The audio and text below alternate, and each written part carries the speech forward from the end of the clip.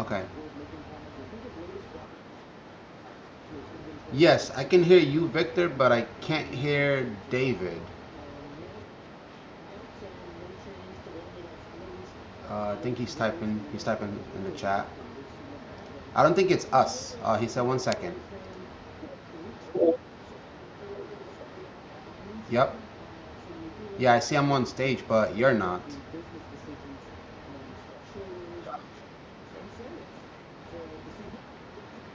Okay.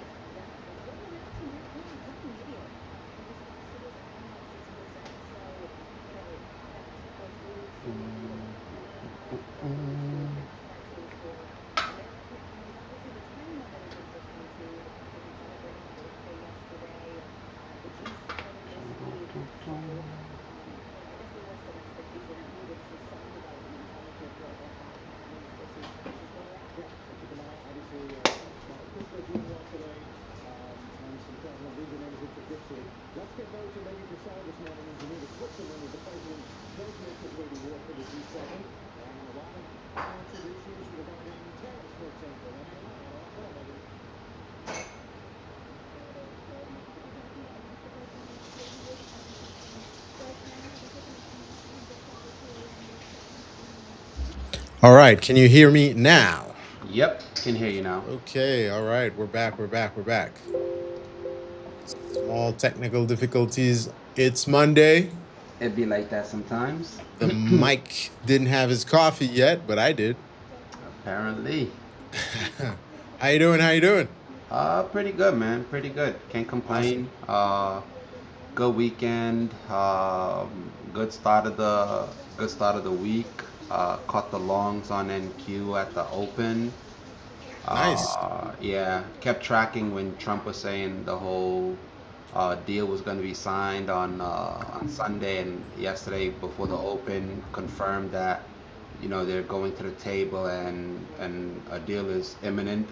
So the market gapped up, but the market was already gapping up because of the contract rollover, which I don't know if I Mm-hmm. mentioned on the last session that I was on with you guys. Yep. And yeah, so on top of the contracts gapping up because of the rollover, and then we had the news, and yeah, this thing is just running, which was really really nice. That's good. We're taking off. We're taking off. hmm Did you trade the Tesla IPO at all? No, I watched it. I Okay. watched it. I don't. Yeah, I didn't trade it. Although I probably should have because it was literally, it was pulling back to 150 like split second, and then it would pop right back up to like 160, 166. So it could have been a nice scalp, but I was uninterested in it because my mindset is like I want to pick this up long term, right? So Okay. long term, I want to pull back, and for me, I want to buy it under the IPO price, right? So the IPO price was 135. I want it under 100. Under 100, I'll start accumulating a position in it, and then let's say in the years to come, even if it goes from 100 back to 170 or even 180 or the 200 area for some time, it'll be a good return. Okay. Yeah. Sounds good. Sounds good. Sounds good. Super overvalued. Uh, so many people continue asking about it, and the crazy thing is, it's like none of these people were asking about Nvidia, right? They weren't asking about AMD. They're not asking about. It's like it's when something's the new fab, the new thing. Everybody wants to jump on, and it's like there's so many other things you can get value from, and a number of people like, oh, but they're saying there's going to be a bunch of billionaires and millionaires made. I'm like, yeah, from the people that got in, they're in round one, round There two, you round go. three, round four. I was like, the people that were in before they decided to go public, those are going to be the millionaires, those are going to be the billionaires. I'm like, dude, I was like you getting in now, it's like, yeah, you might make a couple dollars, you know what I mean, whatever, you might make a couple of grand if you're scalping, 1,000 shares. But it's like, even if you're scalping 1,000 shares, I mean, that's $160,000 position. Yep. Yes, you might make $5,000 to $10,000 trading it, or even you might make a nice 2 to 5 thousand depending on the share size you take. But yeah, I was just like, nah, I don't really care for it. I don't want to get too much into it, but even long term, I'm not convinced. I'm not convinced yet. But we have, before we continue on that, we have a couple people waiting in the background. It's a full house today. It's Monday. Let me know if you guys are ready. Ooh, we got All Victor, we righties. got Let's bring Alejandra. Oh, everybody here. We got Alejandra in the house. We got Victor in the house. You know I have to put the fireworks. man. Sorry, Caesar, you didn't get fireworks today, but it's fine. It's You were all right. holding the stream for me. It's all right. It's all right. Don't get jealous. No, all good, all good. Everybody gets the love around here. It's just you just have to be patient. When it's your day, it's your day. Mm-hmm. You guys doing good? You guys had a good end of the week. Had a good week last week. I had an Go awesome ahead, week. Alejandra. I had a trip booked a while ago to go to a retreat, and I had the best time resetting. I didn't look at the charts at all. I had no choice. I couldn't bring my phone up to the hot springs. So it was a really nice reset. And I was like Nice. craving to see the charts. As soon as I got a signal, I'm like, let me see. I felt like a fiend. I'm like, oh my God. Like an addict. Yeah, so I'm like definitely happy to be here again, and I'm excited for the week. How's the competition going, and how's everything? What did I Actually, miss? let me pull up the data because we were in a lead for a millisecond there, but let's see how this is going. Let me refresh this. Trading World Championship. Who's in the lead? What trader? TTP's back? Wait, give me a sec. Give me a second. All together.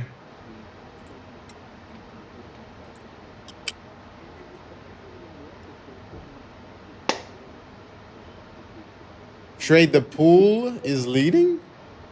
Ooh, we gotta keep FX is that. second. We're all the way down in 8th position. We were Oh up there for a no, while. Wait, I it's need to because I was refresh. gone. Don't worry, we will get up there. We'll get back up there. I gotta We refresh will this. Give me a win. second. But the competition. Wait, when's the end date?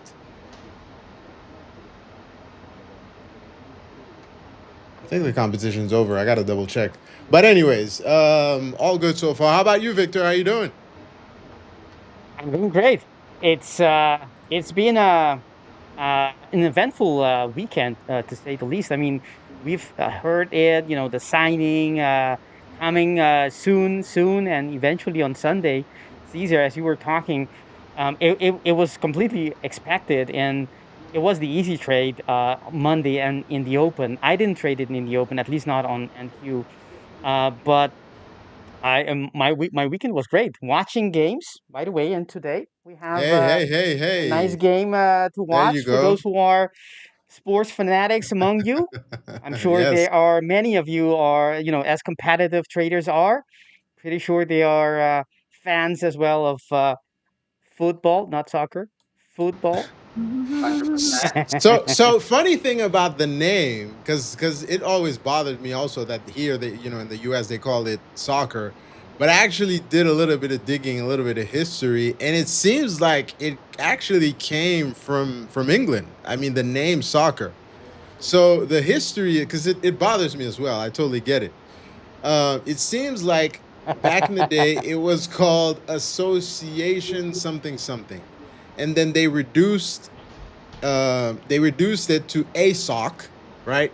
And then the young people would add ER to everything. So it was a soccer, but then they removed the A because ASS wouldn't sound well, and then they kept it like that.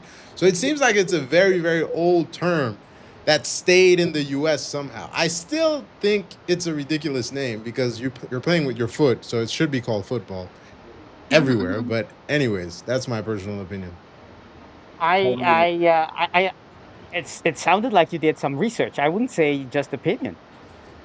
Yeah, I mean, I didn't do research. I saw a couple of YouTube videos that said the same thing. So Ah, it's I not all see, I me. see. But yeah, Disclaimer: YouTube as a source. Yes. disclaimer. Yeah, YouTube Um, University. I didn't know that. Assuming that is indeed correct, I didn't know that. It's very interesting. I makes a lot of sense. I mean, In England, it was a national sport way before, I think, everywhere else. I mean, isn't that the first origins of the, Yeah, of football, soccer as we know it? that's where it I'm comes not from. talking about, I'm not talking about the Mayas, playing with a big ball, or True. the Aztecs, which ones it was, I don't know. But point is, the weekend was great, and we have, it's gonna be Spain is playing today. If those who are not fully aware of the schedule, and they are, one of the favorites for the cup. The same way as the futures brand is one of the favorites for the World Trading Cup. Indeed, indeed, indeed, indeed. And since we're talking about futures, I actually want to get into these charts and see what you guys are looking at. So whenever you're ready, you can share your screen. I see Alejandra already has her screen pulled up, so I really want to see what she's looking at, and then we'll get your opinion on what these markets want to do. Let me pull up your screen, Alejandra. So you kind of let us know. Give us the sauce, the secret sauce today. Oh, look, she has gold pulled up. Okay. Yeah, so last night I was trading gold. I wanted to see if it would go sweep a high, the buy side liquidity over here at 43.89, and I want to see what it's going to do at that level. I would love to see some shorts confirm here. We can take a short risk above these highs up here, and then we can ride it to the gap fill, or essentially, I don't know if it's going to come down to this level down here, but it could possibly come back down to 4200. um Last night I think we went long on TikTok live. I think it was right here. So All right. first, like, I think I was loading long here, but then I got stopped out, and I just didn't want to risk it because it was trying to close below that order block there. And then I'm like, okay, let's test the longs again. So I ended up going long, and I made like 300 bucks. If it were to hit my target up here, it would have been $1,000, but I didn't want to. I didn't want to swing the position. But I would have it would be really exciting to see if it'll hit 43.89, and I'll be looking for shorts at that area. All right. So we're gonna see what happens today. We're getting definitely a little bounce there on gold, even though I think personally there's still further downside. I don't know if we will see 3,500. I know Caesar and I were talking about how there's potential more downside to gold, at least longer term. I don't know what Victor's opinion is there, but Well, um, it did come close. If you recall, when we analyzed it, I was talking mhm, about the 44.50, 44.70 and 44.35 area for like a reversal on it. It came down to 44, I think was it like yeah, 40, 46 was the low, and then we've just had this massive yeah. reversal. And the thing that, if you're going to be trading gold, you want to keep an eye on is how is the overall market doing, right? As I explained Mhm. before, normally gold is a safety haven. So if the market's selling off, gold should be going up. If the market is running up, gold should be going down. But that correlation has dissolved since COVID. So now, if you look at it, if the market is running up, let's say you look at NQES, if those two instruments are pushing, gold and silver is pushing. If Nasdaq and ES are dropping, gold and silver are dropping. So if you want like a little cheat code, is just look at one of those or both of them, and if they look bullish, you're gonna want to look for buys on gold. Gold might take a little bit to like fully play out, but yeah, I mean 3,500 on gold. I mean that's a long Long path. way down.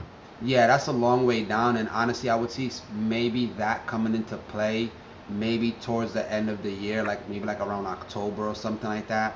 But Mm. right now, given all these positive sentiment, it's like yes, you would think that as the market unwinds on risky trades because of this whole potential deal and things somewhat getting back into normal, that gold would actually be dropping while the market runs up. But no, but the correlation is, if the market's going up, gold and silver is going up. If the market is selling off, gold and silver is selling off.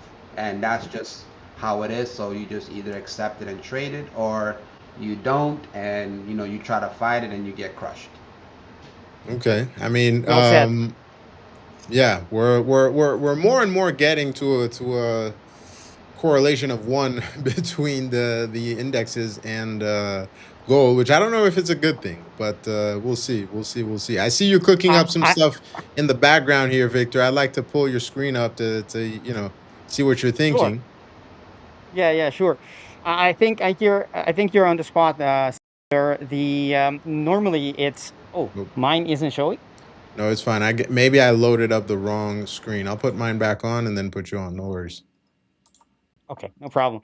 In the meantime, as you said, Caesar, the gold used to be a safe haven, right? It's supposed to be a hedge against market downside, and that's not the case anymore. It's correlated. The moves are correlated.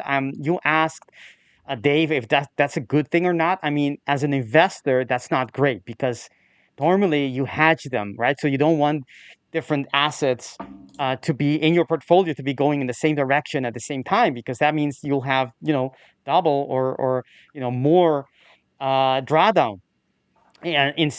However, as a trader, it makes our job really it doesn't really make a lot of difference, but it makes it kind of, well, I was gonna say easier, but it's not. I mean, you just have to know, is it positive, is it negative? So you change your direction, and as long as it is a high correlation, positive or negative, it's good for us because that means that you can translate a signal from one asset to the other asset class. I mean, from the indices to precious metal and back and forth, because you know that they move very correlated. And not looking all the way in the future, I mean, for a long time.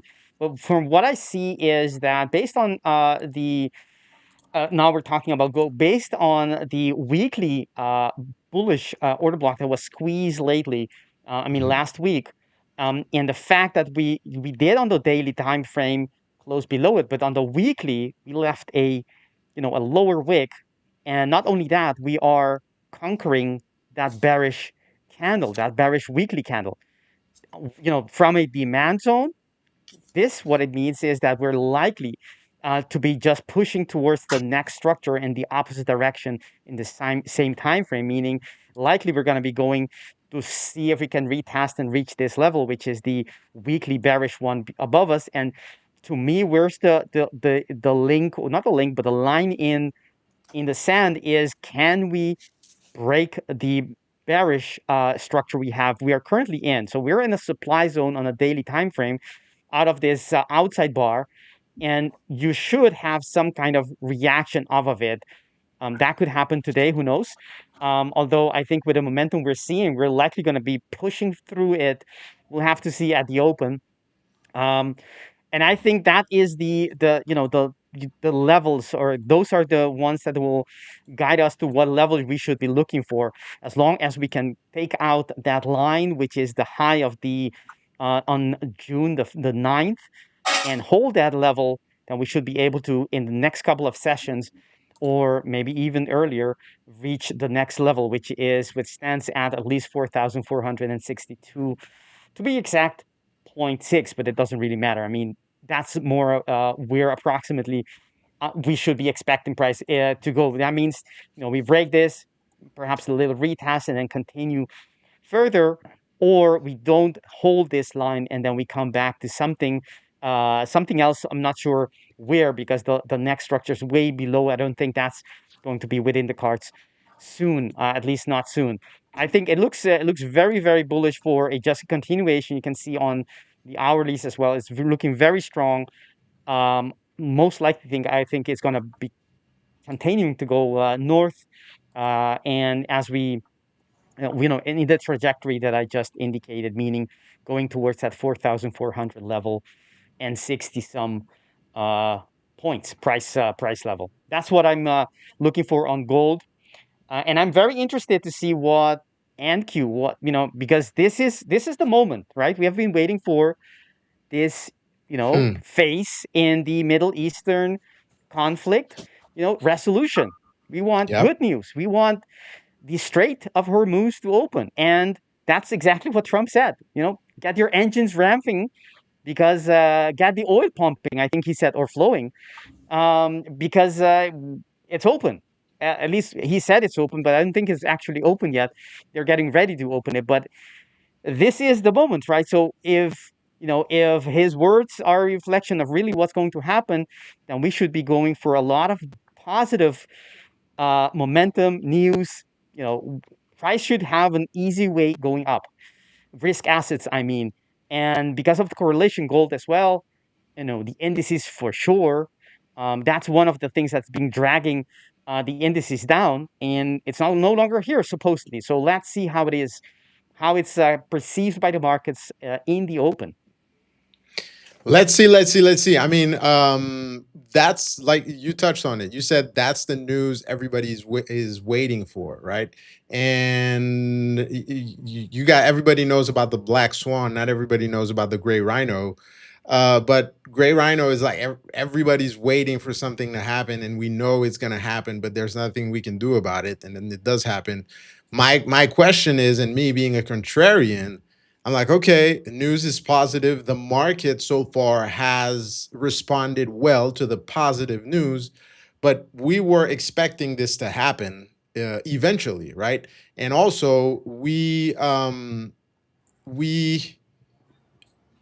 is my question is, is it gonna? So far, it's giving us the indication that we're gonna move higher, but are we gonna get a sell the news type of thing where everybody's been expecting this positive news for a while? Yes, we have to watch the price. The price doesn't lie. Where the price is moving up, but my I'm skeptical and being like, this was what everybody was expecting. Is it what's going to happen? Are we going to continue higher? Whenever we see it, whenever there is a situation where that is too obvious, we have to double Exactly. check. It's not going to be that easy. Trading isn't that easy. I mean, there's always, another viewpoint, another turn of events that it's not that easy. It can't be. So I would say, we don't know, right? But Yeah. I would say if we were to look at the technical chart, and that's exactly what we have on NQ here on the chart for our viewers. Hit like and subscribe, by the way, while you're watching. If we are going to have a reaction, then and we don't know if that's going to happen. Right? We never know what's going to happen, right? We can only identify the levels, the areas, and the price action. If it will happen, there's some things it will start doing, but we don't know if it is going to occur enough. So I think the way we should the viewers should approach this is, look for those levels where price action could indicate, actually, let me could indicate the reversal coming in, and I'll show you the levels that I'm looking at, and actually they're not as tight. Let me put them back on the daily time frame. So we don't have any fresh order block or part of actually they are part of a quasi on the daily entry daily quasi. What am I saying? Been watching too much football last week. That's what's going The on. we do have a daily reversal. We talked about this, I think, the last time I was on our channel here. Um, when there was a structural break, and that changes things a little bit. Before, we held quite nicely that neckline of the daily order block, the daily quasi, I mean. And but we did eventually break it, and that's to me that's the opening of a door or a window to lower prices. The only thing is price is not acting as if it's going to do it now, right? We bounce off of this 50 EMA very nicely, as we can see on the daily time frame. That's not insignificant. And look at how price action reacted afterwards with an outside bar right there on the second retest of that EMA, and we're going straight up. I mean, that's we can't go around it. And even while that idea or possibility of a, sell the news, um, buy the rumor, sell the news kind of a thing could happen, the price action right now, at least so far, is not indicating anything. So I think what we should do is, look for the areas that, if there's going to be a reversal, where could that be? And be on the lookout for those levels whenever we get there. So I'm going to indicate where that could be in, at least on my chart, looking through the eyes of quasi patterns and the order blocks that we, very fondly create here for our viewers, or share them actually. So this is the, let's double check here. We have one area that we are already clearing out. We already did. Look at that close. Is that close? Yes, that close is above. Let's march it. Actually, it is not completely above yet. So that order block is, that entry order block on the quasi is still valid, although heavily squeezed. That means that it's likely not going to hold.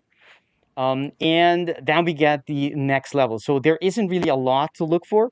Only these are the ones. This seems not very convincing at all. It's going to hold price. Doesn't look like it's going to do it. It only has 30 minutes for the close We're open. of that candle, and the market is going to be opening in about 10 seconds. But this is the level that I think we should be looking for. I mean, it's quite further ahead, but that's the area where I want to see if price is going to reverse or not. And if not, then I'm just going to be going long at demand areas. Okay.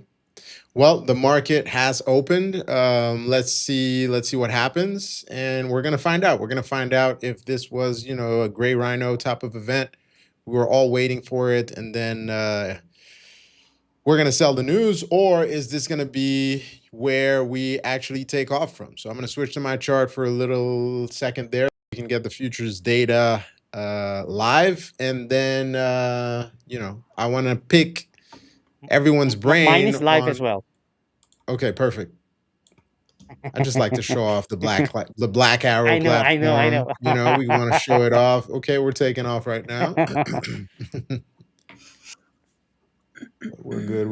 I wouldn't be surprised if we push a new high and keep going, but you never know. We'll see if it gets rejected at that high of day 825. I mean, definitely is gonna push a new high for sure. Like I wouldn't doubt it.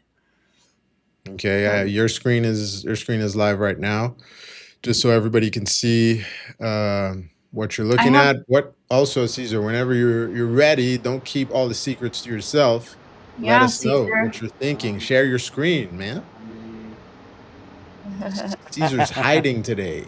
Yeah, he's hiding. I have gold on the left side over here on the 15-minute time frame, and I have MNQ on the right side here on the 1 hour time frame. Just kind of looking on a bigger, what do you call it, a bird's eye view to see, just watch and not be impulsive about entering a trade. I'm looking for shorts on gold, and I want to see what the market's going to do on MNQ on the right side over here. Nice. So I think Caesar is making too much money. That's the problem. That's why he's so quiet. Yes. I think he's so busy printing money right there. Oh. That's what's going on. Caesar's printing. Looking, I like this for a continuation up.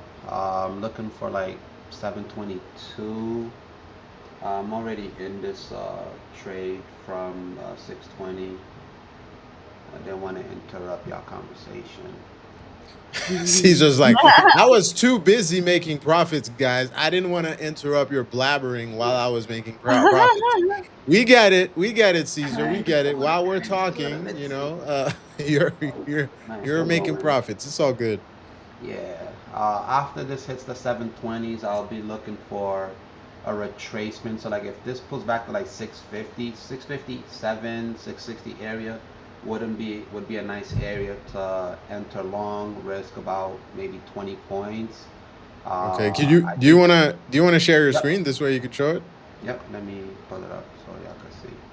No problem. I'm just looking at the NQ so far as well. Let me switch. By the way, guys, the contracts have changed. For those who don't know, the active contract now on the Nasdaq is if you're trading micros, MNQU6, and if you're trading the ES, it would be the same thing. So if you go on Black Arrow, press spacebar, write MES, you can switch to this one, the U6, because today is the day we switch. Even though this one says current, but we're switching.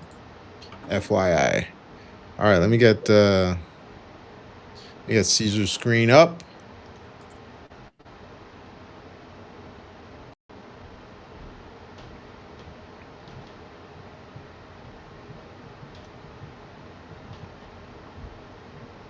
So let me know when you can see my screen. Yeah, you're up.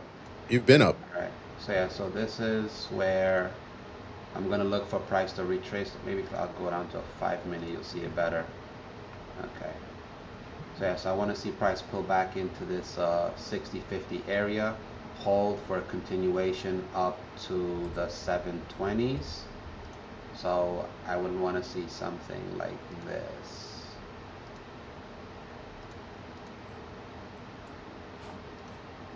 That's what I'm Okay. Yep. Short-term trade. Retrace. I'm gonna start scaling in at 50. Oh, come on, don't edge me. Oh, come on. Ah. Naughty. That's the perils of streaming live. Man, it's I don't know how many times I've said that. Streaming live, trading is already hard enough. Streaming live, trading, commenting, actually trying to pay attention to what the other hosts are saying, okay? Because Yeah, it's Yes. not you have to easy. respond. I It's chased. challenging. Yep. Damn. You chased. It's fine. Yeah, We all I chase. chased. You're good. It's You're good. Came it's into the you 50s, may but setting this up, I didn't have my pending order. It's all good. It's all good. It's good to show, Yeah, I'm still the expecting goods, and the 720 reality of plus. trading. Yeah, the raw Yeah, still stuff. expecting Yeah. 720 plus, and possibly we see 800. So if you let me zoom out so you can see the all-time high candle for this contract. All right, so all-time high is 30,807. I think we could hit that today. We could take that out. Yeah, it's still pushing. There we go. 710. Beautiful, beautiful, beautiful. wow. Nice. 12s. Come on. Gold's pushing, silver's pushing, Nas is pushing, Nvidia, Tesla. Did I sell my TSLL? Damn, I wish I would have left my gold long last night. Yeah, it would have printed. Yeah. Okay. It's all right. More Well, opportunity. you can only use your best judgment when you're in a trade, right? Because you never know. It took off, but it could have just fell Crash. down, So it's always There's this a reason. battle. Yeah, when Wow. we look back and say, I could have, there's a reason why, I or you or whoever says that is not in the trade anymore or was never in the trade. It's either because we don't have, our preparation done, or our, on the trade, our confidence wasn't, there was something holding us back, something indicating us, even unconsciously, maybe, you saw something that held you back. And that's a good, I think that's a learning opportunity to find out what was it that had kept me back, and was it a good thing or not. Was it because I was away with my focus? You know, what is it that held me back? There's a reason why it is. I think it's not by coincidence. So this is the opening on NQ, um, opening a 50-minute candle. I'm waiting for price to give us some indication as to, you know, waiting for the fireworks to sell down before or the dust to sell down before I start getting in on my position. I typically don't get in on the first few minutes. I wait for the market to actually show us what it wants to do, create some kind of a range, and then I can, position myself, or maybe just stay out of it as well. I don't have any issues in staying out of the market if there's something that I don't like about it. So I'll wait for the market to set its boundaries, form some price action, and then I will start putting some positions on.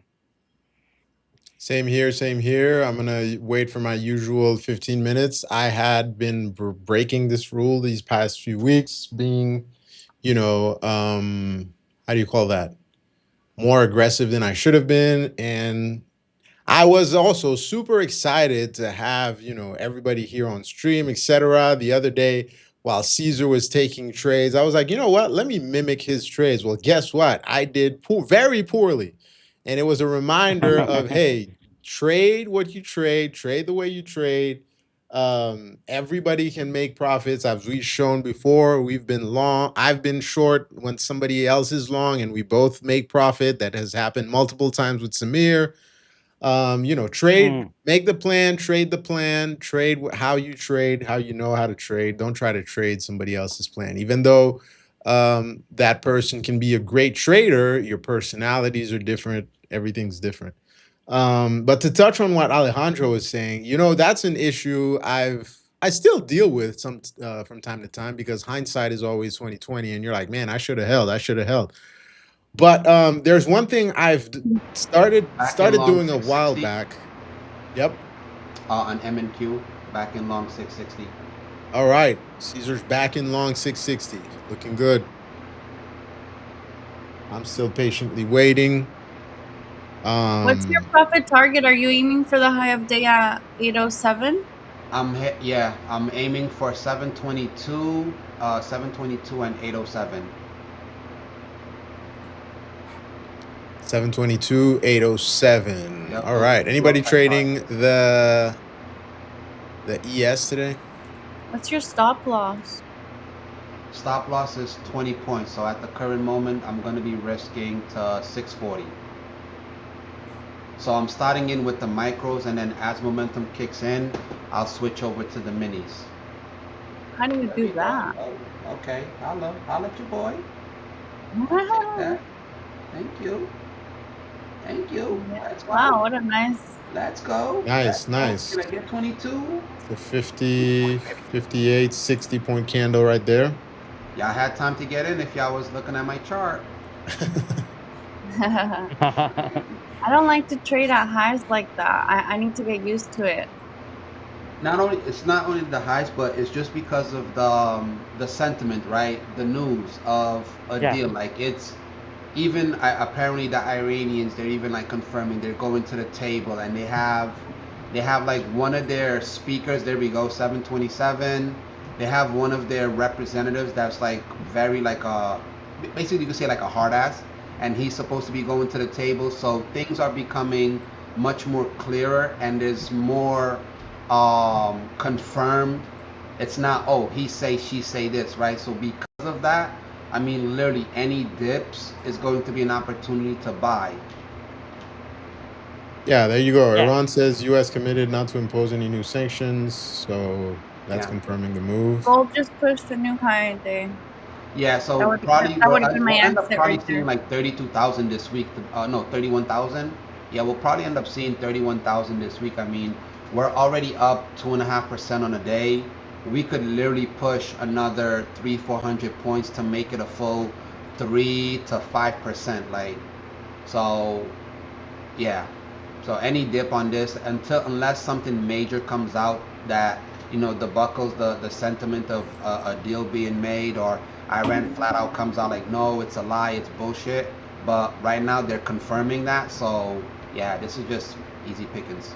Pull back, find levels where you're comfortable in scaling in, have an area where you're willing to risk, right? So for me, I'm only willing to risk about 20 points, and I'm looking to capture 50 to 100 plus points. You were going to say, Victor, hats off to you to being able to risk just 20 points in this market. You got to be getting sniper entries. Thank you. That's good. That's good, Caesar. Yes, I think you mentioned something quite crucial there. We have seen it for so long, how on both sides they keep contradicting each other. And what Yep. and what's Mhm. then when that happens, there's both of them are trying to drive the narrative, to write it, to dictate it. But Yep. when they are, as they have been saying actually from Saturday, they started saying the kind of the same thing, Yep. slightly different, but basically the same direction and the same tone, the same everything. Um, and there's actually that's the truth, or actually that's Yeah. very much closer to the truth, because it's not being they're adversaries, so they're not going to be that's really what's happening. Yeah. They're Not totally. confirming basically what's happening. Yeah, and that's the reason why I'm so bullish on the market, is because for the first time since this whole thing started, they're on the same accord, right? Whereas before it's one saying this, one saying that, and when they both get on the same page, it just it just gives investors more confidence, and it just lets the market know that okay, there's some type of normalcy about to come back into it, and it's just a buying frenzy. Yeah, yeah. And on those occasions, we need to be less critical in risk management. I mean, you still have to be tight on your risk management, but I mean, you don't have to wait for the market to go to your extreme levels. You can get in halfway. You don't have to be too strict, meaning too selective to get in. You can get in as it is pushing up without having instead of having three confluences, you can go with two, because the market is on your side Yep. and will push easily. If you wait for the last order block to get in, chances are you will not get in. We'll just see it move away, and that's fine. But if you're a momentum trader, if you want to catch the move as it is happening, then you gotta play it as it is. Play it with the momentum is that's currently at play. Yep. Which is exactly what I'm doing. I'm chasing. There you go. You chase if you're gonna chase, you I'm want to I'm try to pick trading it up I'm around trading on the 700. ES Yeah. and Oh, trading ES. small size. Yeah. Yeah, ES 610. So for ES, it's gonna be between 610 and 605 are gonna be good buy areas or scale in. The really good entry is gonna be at 602. So the next time ES retests 7602, that's going to be like a real prime entry where you can literally risk about 3 to 4 points to capture 10 plus. Let's see what we get. But That was a nice I'm ch- little move, Caesar. Good job. thank you. Drop some. Nice. I mean, little. I would say it's a little bit more than little. Yeah, it's a yeah, little I bit mean, more than little. yeah. just A because little bit, The but I big don't little trade we'll that be move. way, modest. like We'll be modest. You know, we'll be modest. You know. I like to trade ranges, so I like to trade big moves. But I mean, yeah, little moves can make you a nice chunk with minis. Mhm. I was actually Base curious. base hits. Yeah, I Yes. was actually curious on. You mentioned, I want to start with micros and then I want to switch over to minis. Like Yeah. how do you do that? So do you just add like 9 more or? So yeah. So now I'll actually switch over to the actual minis and I'll start tagging them on. So what I do is I'll start off with like 1 to 2 micros, right, in an area where Mhm, I'm looking to really enter. mhm, Sometimes it might not come to my ideal entry because truth be told, my ideal entry would be back at the 620. So because I'm about 30 to 50 points, well, I'm about 30 points above my ideal entry, I'll start off with the micros to where if it does come to my ideal entry, I'll add a mini, and then as it starts moving in my favor, I'll add more minis, right? So right now I'm considering in adding maybe like another 5 micros to really mhm. chase that all-time high break of Mhm. 807. Gotcha. Does it move your average a lot or not It really? does. It does move my average quite a bit. Mhm, But I don't mind it if if the trade is really going in my favor. I don't mind mhm, increasing my average. I know a lot of people psychologically it mhm, messes with them when they start off at such a low average and then they mhm, add at a higher point and it mhm. brings their average up and it just messes with them psychologically. Yeah. But yeah, I've gotten over that aspect where it's like it's almost like when you want to get out at a specific level, or you want to get in at a specific point where you're unwilling to budge and adjust, because a lot of times it will come slightly close to where you want to enter and then just run up. And it's the same thing with taking profits, right? I want 807, but to be honest, I'll probably take it all off at 800 and then just look for a later pullback in the day to scale back in.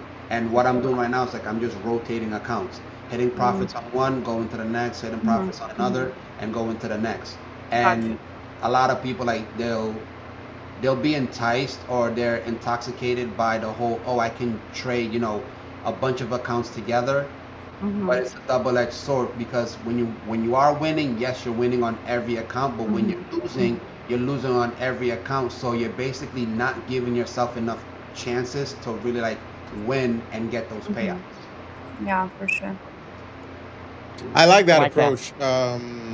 Yeah, a lot of people make the mistake of, they want to trade 100 accounts together and copy trade 100 accounts together. Yeah, it sure sounds great. But I like the idea of rotating, because you're just allowing yourself to survive longer in the market. So I really, really like that.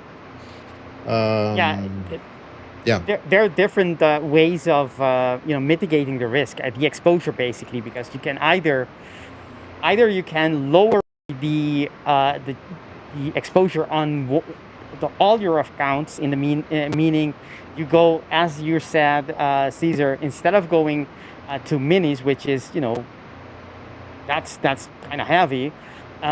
You lower that to, let's say, only micros, and you trade all of them together, or you mitigate the exposure by only trading one, and then you can go heavy on that one because it's only one. You got a higher risk, but it's insulated if something goes wrong, and things sometimes usually do. Yep. it just when it hits the fan, you only lose that account, and Yeah. that's a it's same thing where how ships are built, right? They're not built in just one single hull, but they're compact. They have like different compartments that can be closed. So if one of them floods, the ship doesn't sink. And that's basically the same thing you're basically doing. You're losing just one account, while the other ones will, live to pay another day. I like that. Definitely like that. All right, I was in. I'll show you guys quickly. This is a very basic opening range breakout type of entry. Since I have instead of drawing these things on the screen, I'm just going to show you the indicator that I use. Where is it?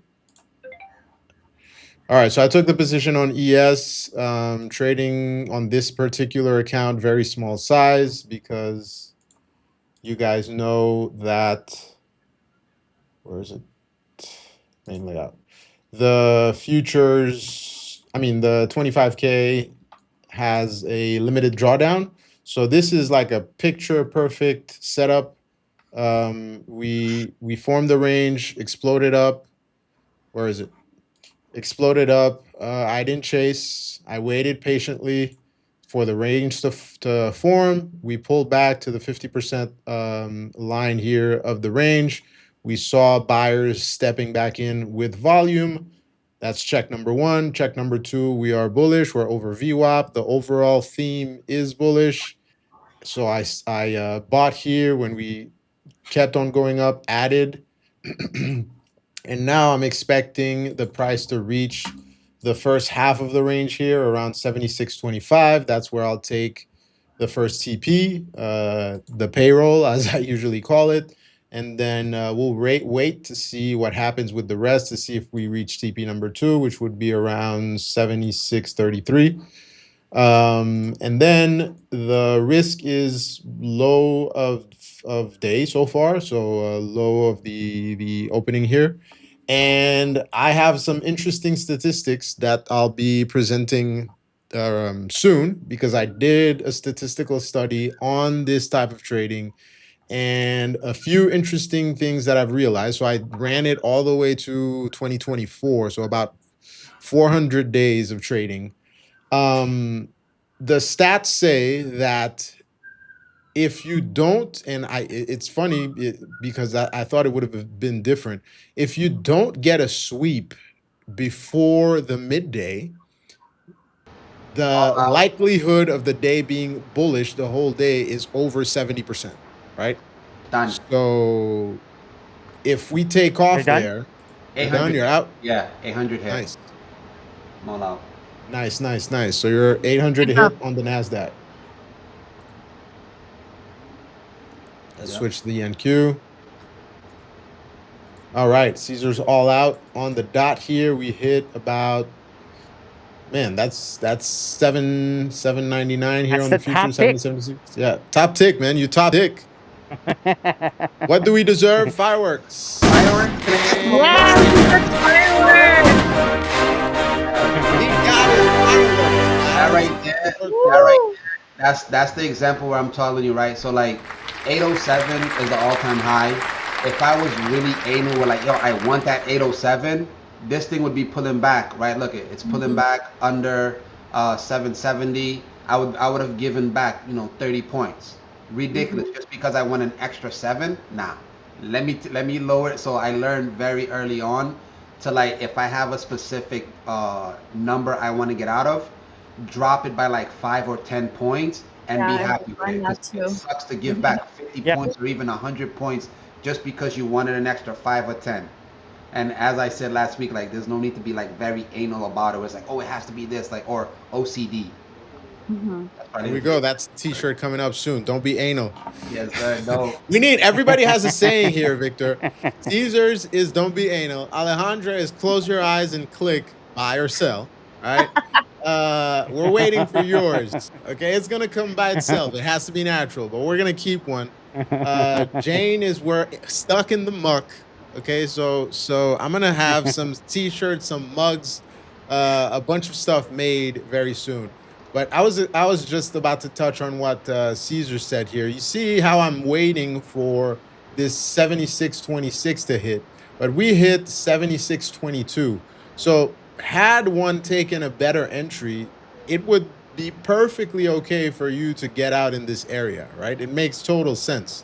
So me personally, that's not the plan of this trade. So I'm going to keep holding because my stop is way down there, and I expect at least another pullback. But I like what Caesar says. You don't have to necessarily always hold till the exact TP. There's nothing worse than you getting to 95% of your TP and then seeing it fall all the way back down. Yeah, that's the concept of the revolving R. Yeah. That's something. It's great to have these uh, these stats and rules perhaps, and trade the steps or criteria you said, or things you need to do, right? I'm going to one or whatever it is that some people trade. That's great at the beginning, but it's not fixed, right? As Yep. what Caesar talked about was, when you're only a couple of pips and the market is coming back quite hard, by the way, right now. Yep. I'm watching it. And if you are, if the market is, that's a very nice coming back to the range of the 15 minute right there. If you can look, this is the 15-minute opening range, and the market coming very close. That could be a nice area to be loading up if you haven't done so yet. I'm still waiting, but still waiting to catch some more price action to see if we can push a little bit below it before I start looking for getting an entry on NQ. But coming back to the revolving R thing that I was saying, as we are there, there's such a thing as the opening or the entry risk reward ratio, and then there's the floating risk reward ratio, meaning when you are just a couple of let's say you are 90% into profit, 90% towards your TP, your risk reward is not what it was when it was the entry.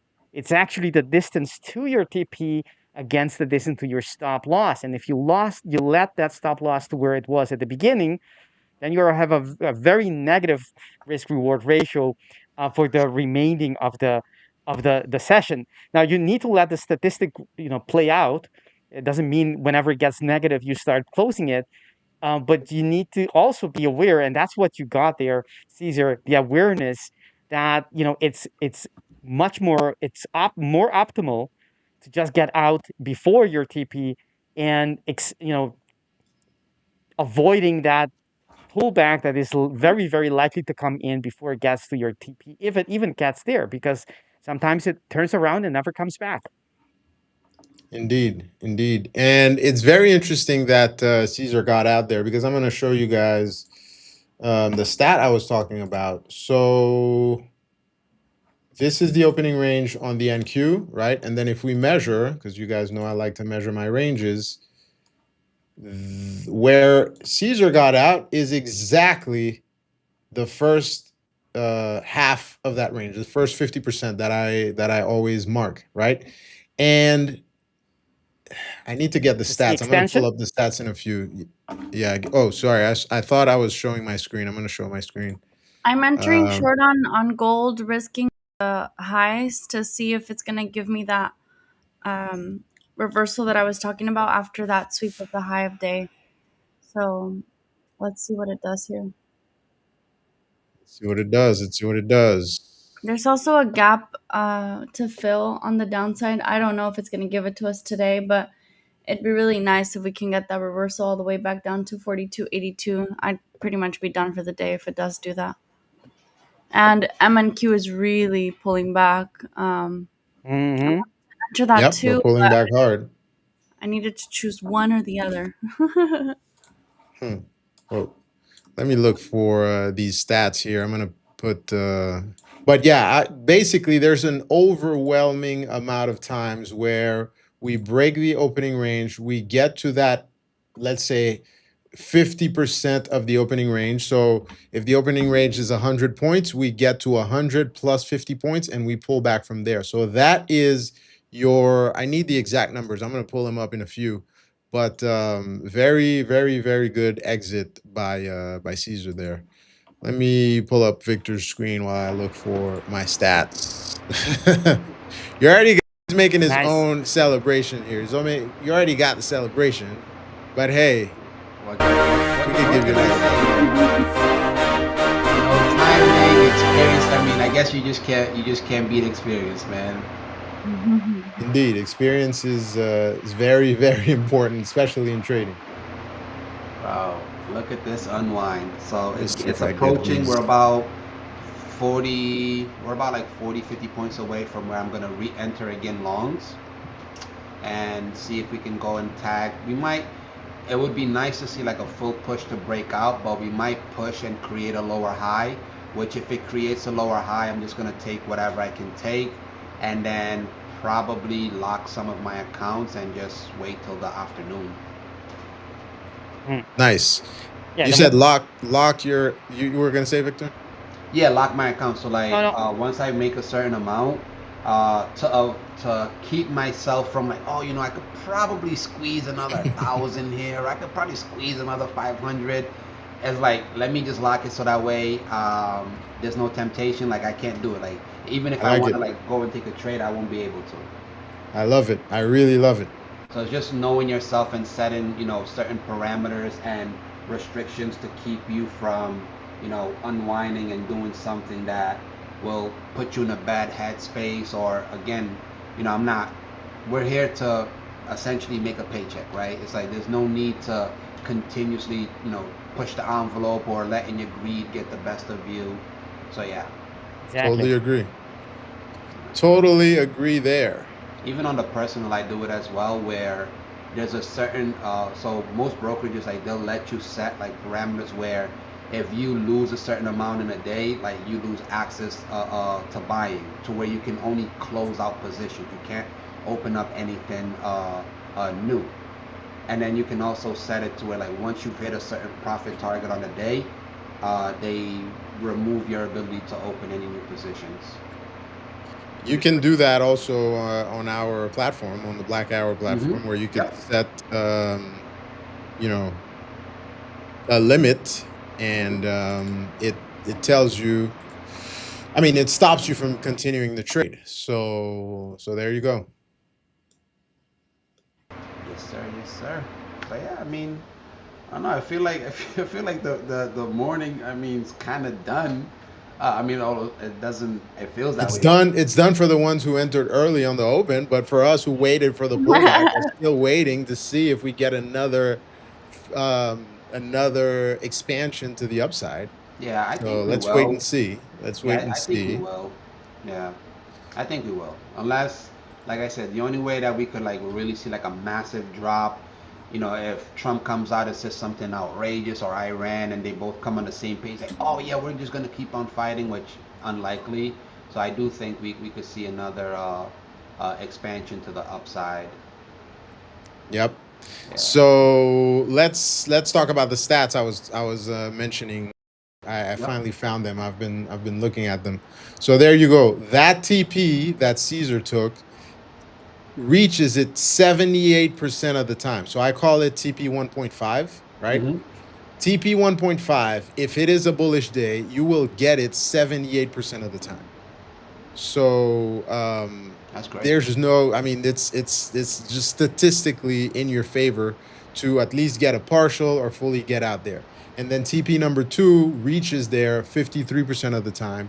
TP 2.5, which I'll show you, 33%. And then over TP3 is like, so that's basically 3 times the range. So if you get a 100-point range, TP1 is 150 points.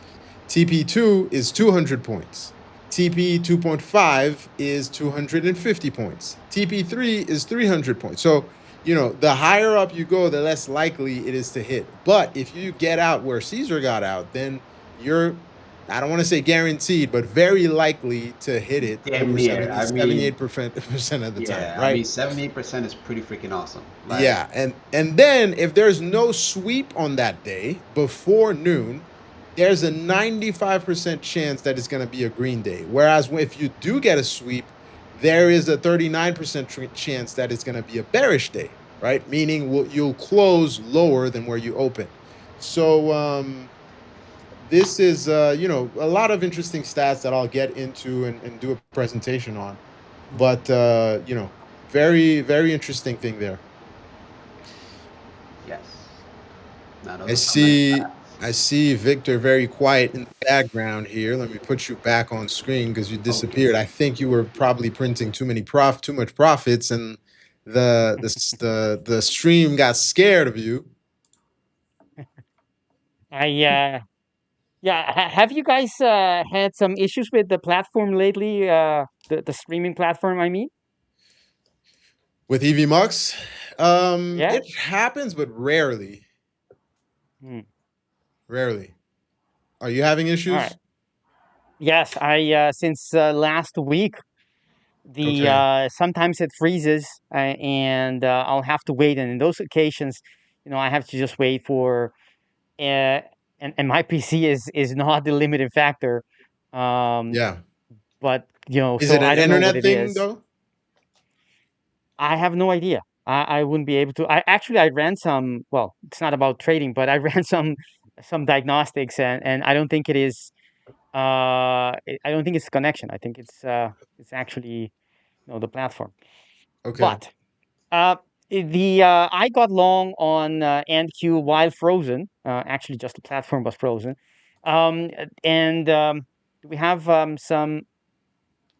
Let's let me make sure I don't have anything here that is. Well, when we were, the last order block, we first going here, right? So we had the first order block on the 1 minute. Price came back and retested it, right?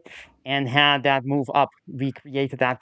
We touched and created the opening range on the 15 minute, and it left a 1 minute order block behind, and I was waiting for that to be tested. And as we came in, we also had the EMAs being tested, and as I got in at slightly above the open of that bearish candle, and I took it to the next order block in the same time frame, but in the opposite direction. Meaning, I don't know if you guys can see me. I think you can. Yes. So I Yep, took you're it on. to that area. So that was the trade that I took from slightly above the order block uh, as it was being created, the new one, the third one, actually the fourth one. and I got out before before it got to halfway the order block, the bearish supply zone that is a little quicker than usual for myself. But I Yep. don't, because the market is, uh, you know, I see a lot of momentum in the market, so I want to be sure I am comfortable holding this longer, and I wasn't too comfortable yet to leave it for much longer than just to the next level, which is, easy. It's a base hit. I can get out and get back in if necessary later on. Totally agree with that. I like that. Me personally, I'm out of the trade. Basically, it's turned into a scratch trade just because of the behavior of the asset.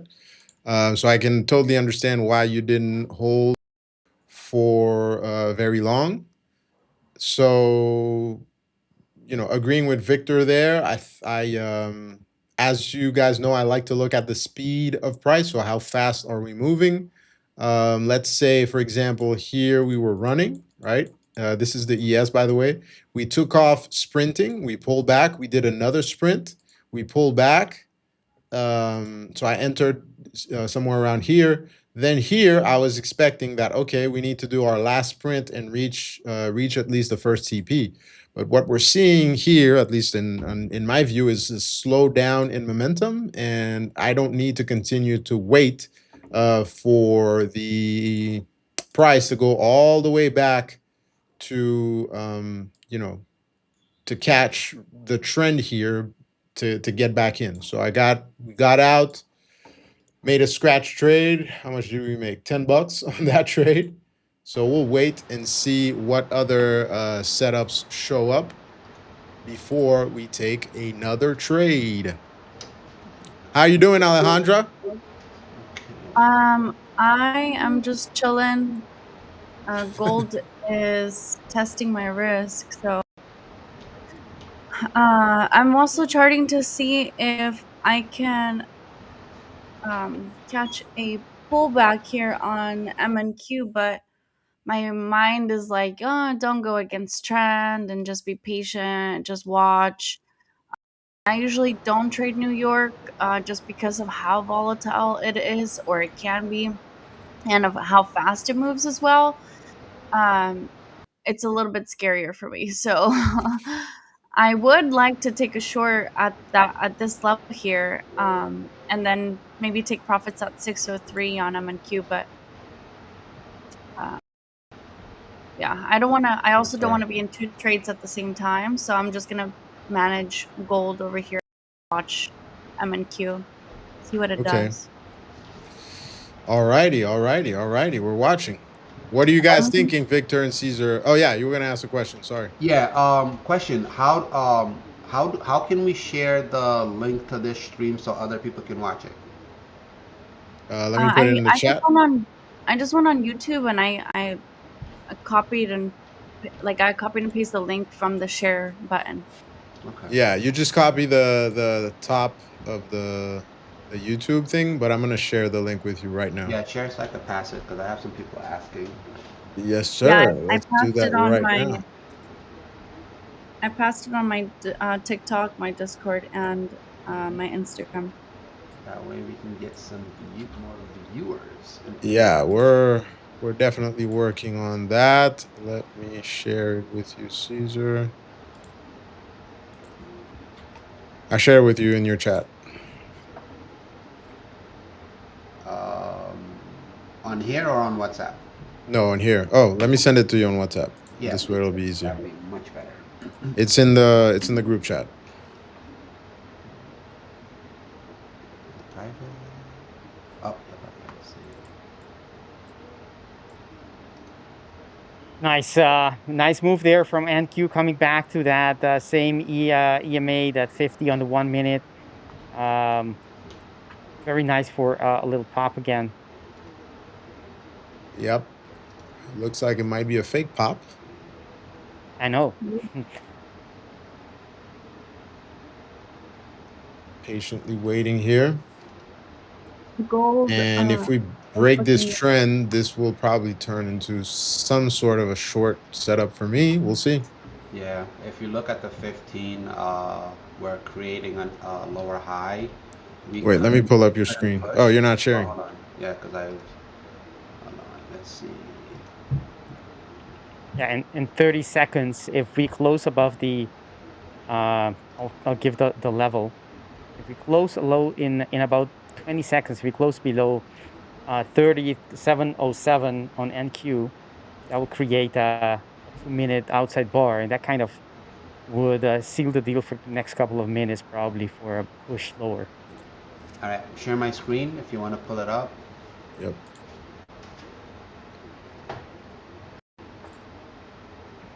You're live. And All right.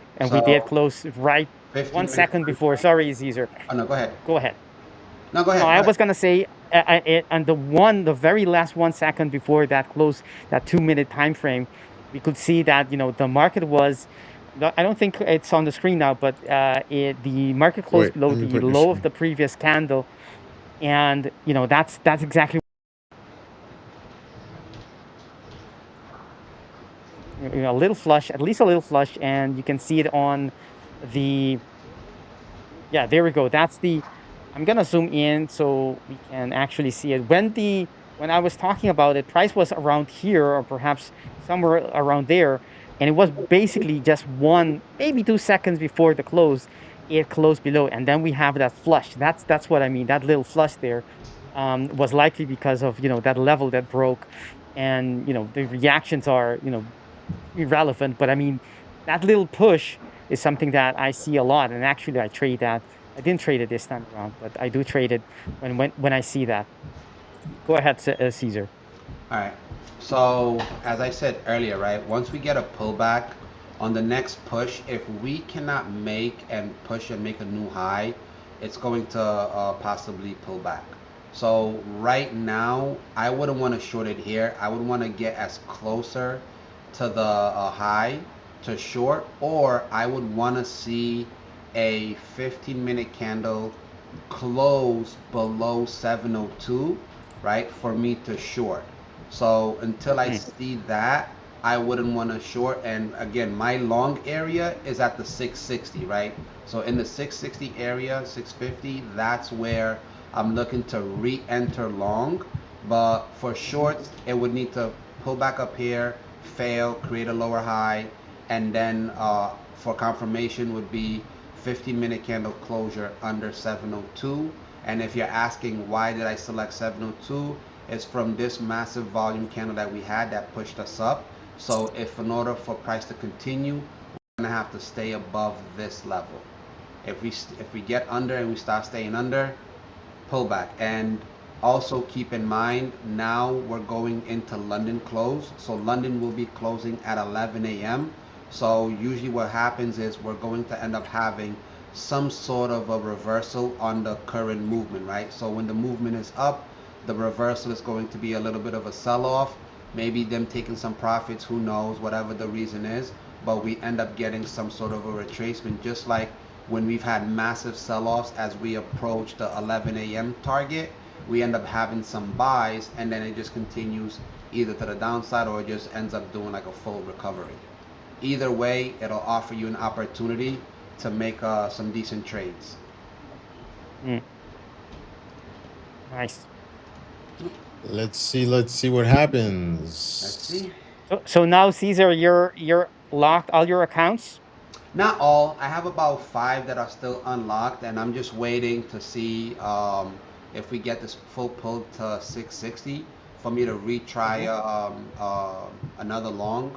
And again, any entries I take from now until the end of the day, the most I'm going to be risking is 20 points, because 20 points is something I can recover relatively easy, regardless of the position size I take, right? So I'm going to start off with Mm. about 3 micros, get the entry. As it starts pushing in my favor, I'll look to either add to the position or just flipping over to the actual minis and tagging in 1 or 2 contracts of the minis.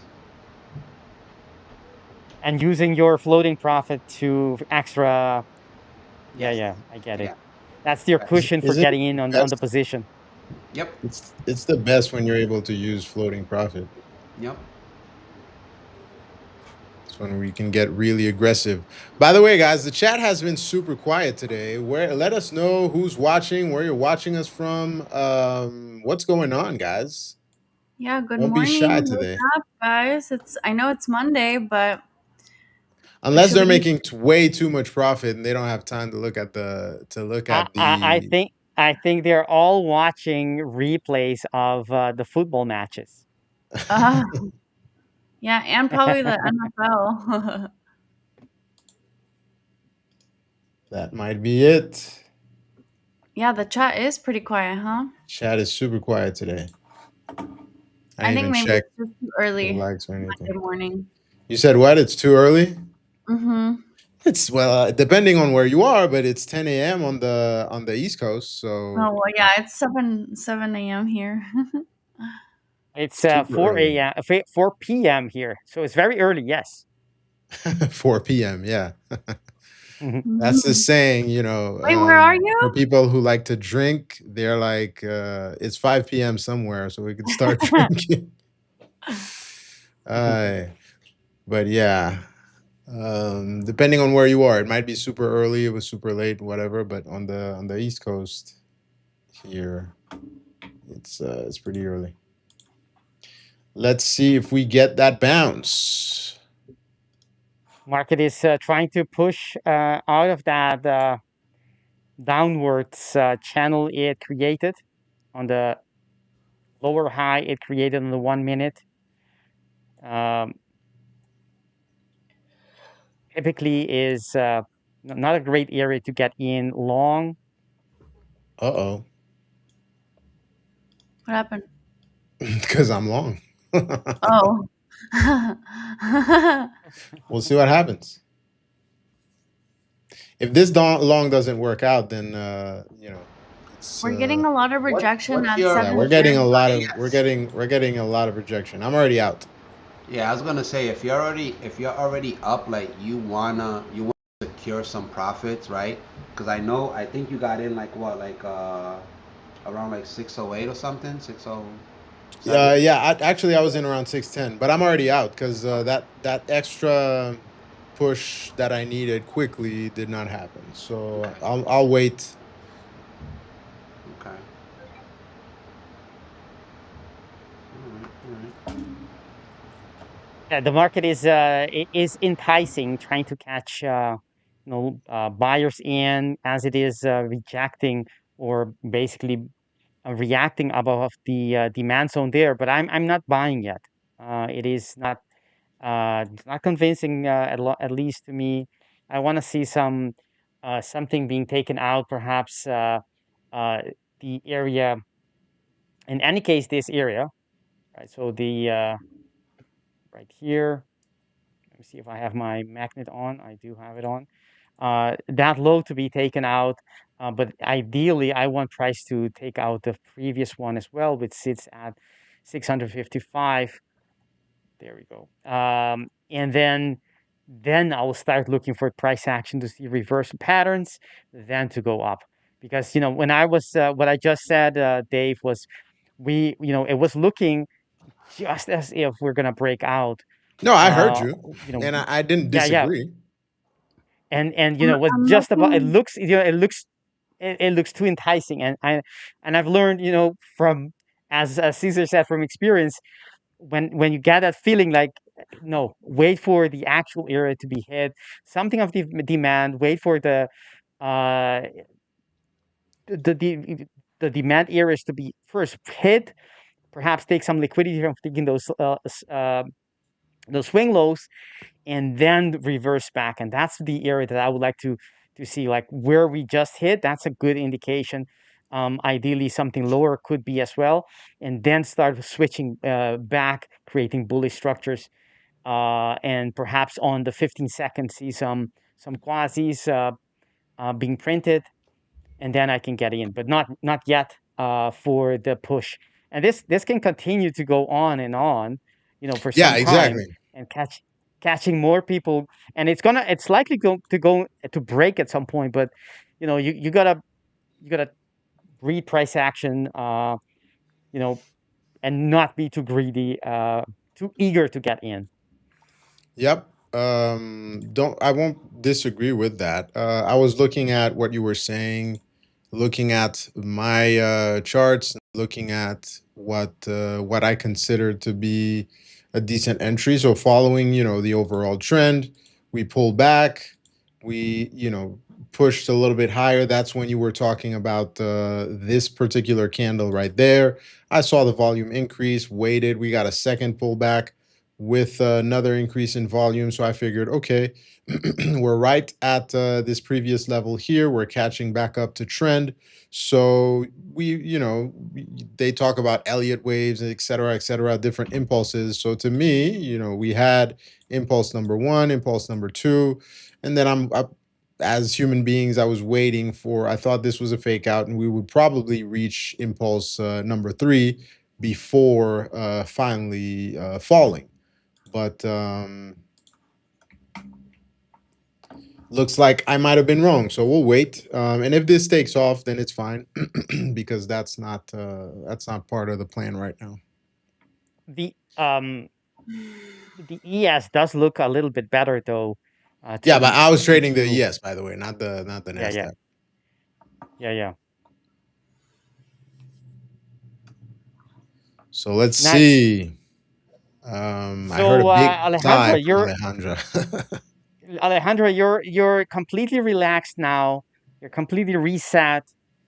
You had a reboot over the weekend. Um, do you do this often? Is this something you practice often for your performance? No, I should though. I just recently started, so um it was something random and spontaneous that I just decided to do, and I thought that it would be good for me because I'm constantly wanting to see the charts and take trades. And I said, you know what, taking a break from the screens and from reality and from everything, I think it'll be a nice shock to my body. And so I did it intentionally, for the intention of um, asking the universe to give me whatever it is that I need in order to become the trader that I need to be to get to where I want to get to. Um, and I also, like, as I was dipping myself in the cold plunge and then the hot spring, I kept asking the universe to remove anything that doesn't serve me, whether it's the limiting beliefs, whether it's negative energy in my body, whether it's negative thoughts, uh, and negative people, um, you know, negative impulses, or whatever it is that is hindering my trading or hindering me from living the life that I deserve or the life that I want. So, yeah, it was very eye opening. And I definitely want to continue to keep doing it, maybe like at least once a month. Just, it's like 2 hours from where I live. So it shouldn't be like, that bad. I could even do a day trip, just go really early, hit the hot springs, cold plunge, relax, read a book, and then come back. Mm. And it looks like gold's still pushing. It wants to keep holding and keep going. So I might get out of this and stop holding on. NQ is breaking out of that little downward channel. It's looking like a base. It's looking a little bit better now than before. I'm still not buying, but it's a step forward uh, in the right direction. It's a step forward I in the want to right see direction, indeed. yeah, I want to see it come back a little bit now after the break to get a reaction, and seems like it may not happen, but I'll still just wait for that to happen. There we go. That's the breakout. That's a nice one. But I still want price to come back to hit something that it left behind. Perhaps that 2 minute, that could be something that I could wait for price to come back and hit. It says there 1 minute, but of course I changed the time frame. A 2 minute price comes back to that upper border right before after it broke out. So I don't buy the breakout. I wait for it to come back for the retrace. Then I get in and put my stop probably below that swing low right there, and then hold that for that push towards the takeout of the or retest of the previous day high or the current day high. And if it holds on to the momentum, hold it towards the next area on my chart on the order blocks, which is 854. And just like Caesar said, I like to front run the TP, so I would do it. My TP will be before the level that I think it will react to. So even before it gets close to the area, I should already be out if that's the TP that I had in mind. And Nice. on that note, um I would like to thank Dave for having me, Dave. Thank you very, very It's always much. a pleasure, Victor. Always a pleasure. I know You you have to are go do your webinar. yes, as you know, you are nice as always, Dave. We don't have Caesar, and he is in the background. Caesar, thank you very much. When you come back, He's probably back. there you go. Thank you for. Uh, I enjoyed sharing a moment with you as well. We haven't had this is our first time. We haven't had a chance to chit chat as co-workers. That's what we Yep. are, as traders around the world. Yep. And I'm looking forward to spend some time, exchange some ideas with you. Same goes for Alejandra. I like Alejandra. By the way, before I go, I didn't say anything back, but I think it's so important to be to put trading can be so thrilling and pushy and exhilarating, and it's actually very necessary to do a step back and look back and realize what's helping, what's not, what am I doing, where am I in my path of life, not me personally, but one, where am I as a person, where is one as a person. And I like that you're doing that. I think it can be very, very helpful. um and I would like to ask you a couple of more questions. The only thing is that time's up, so it will be for another time. It'll be the cliffhanger for the next I like episode. We that. meet Alejandra. Very, very sure. uh, um, joyful for seeing all of you, all of three of you, and thank you everyone who's watching us today. At least I'm stay with these wonderful people. They will you have they can offer you a lot to learn from, and learn we all need to. So as NQ is retracing back to, that 50-minute range, opening range, I would like to say goodbye and till the next time. See you. All right. Goodbye. Pleasure. Thank you. Enjoy, Thank Victor. you. I'll Dave, see you soon. Thank you. Dave, the chat is disabled. I just got feedback that the chat is disabled. What? That's why. I'm like, why? Yeah. What That is explains going a lot of our on? technical issues. And this morning has been just technical issues everywhere. Let me see what's going on, guys. Give me a second. I'm gonna let you guys run the stream. Well, run the stream. I'll still be here. I'm just look at what's going on. Dang, you have a hella good camera, Dave. You gotta send me the My link. camera. Yeah. It's a Sony ZV-E10. It's it's a ZV.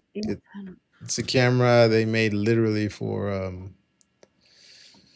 streamers and content creators, etc. I see. I'll have to invest in one. All right, let me see what's Yeah. going on I here. I don't like this price action on M&Q, to be honest. Like, this is when I like walk away from the charts. And gold, I'm being a little stubborn. Just I'm moving my risk a little bit. I want to see if it's going to test that previous high of day, 43.90, and it literally looks like it's going that direction. So I'm being a little stubborn and holding, but down 170 right now. So let's see. And then M&Q on the right side over here, it's just teeter tottering over here. It's not really doing much. It looks like it wants to go for that new high of day at 807. So if it holds this support here, I think we can see that happening. So we'll see. Were you able to? Alrighty, I'm still working on it, guys. I'm still working on getting that that chat going because it's been lonely here. Well, not lonely, lonely in the chat. In the chat, no Yeah, because you interaction. guys are here with me, and Can they hear though? At least. Yeah, I think they can hear. yeah, they can hear. If you guys can hear me, they can hear, and then I double checked. Just they can't say nothing or ask questions like, Caesar, why did you enter at 660? Target 800. Because I have a crystal ball. There you go. You better start charging for that crystal ball. All right, I think it should be back on now. Let me see.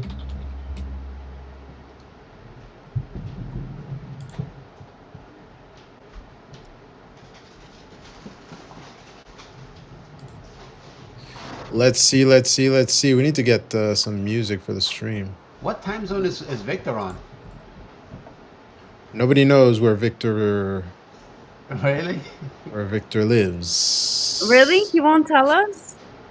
Well, he's very secretive, and you know, Victor's been trading for a long time. I can understand why. I'll tell you guys off stream. Okay. Yeah, I was also wondering why he wears a mask. But you can tell us. No face, no case. I should do that. I should wear a It's too late. mask. I should wear Incognito. glasses. Different glasses. Yeah. All right, chat is back. How you doing, IG6207? Man, we missed you guys. I didn't realize the chat was disabled. Very sorry about that. Thank you to everybody that hit me up and let me know that the chat wasn't working. Yeah, I'm like, it's weird. I mean, we have across the platforms, over 53 people watching. I'm like, no one is saying anything. All right, we got Mega Typhoon 91 in the house. Good day, man. Hey, welcome. Day indeed. Good day indeed. 12 gauge saying we're cute. I don't know who's cute. That's good. Certainly, definitely not me. We're all cute. There we go. No. We gotta clean up, we're not showing up like hobos. We look professional, somewhat.